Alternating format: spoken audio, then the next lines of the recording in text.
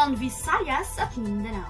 Ang Philippine Institute of Volcanology and Seismology or PHIVOLCS ay patuloy pa rin ang pagmamalman sa Bulkang Mayon matapos itong magbuga ng lava at magma noong Hunyo 11, 2023. Patuloy pa rin nasa Alert Level 3 ang Bulkang Mayon na nangangahulugan na ito ay kasalukuyang nasa panganib pa rin na maging pwedeng dahilan ng pagsabog sa mga susunod na araw.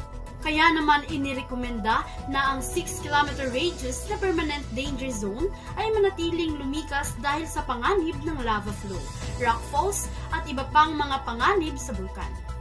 Pinapayuhan din ang pagtaas ng pagbabantay laban sa mga PDZ, lahar at sediment level upang mapanatiling ligtas sa mga naninirahan dito. Kaya maging handa, alerto at maging maingat sa anumang paparating na sakuna. Ako si Blasi Arigs Joy Tihada, ang inyong kaagapay sa malayang pamamahayan. Maraming salamat.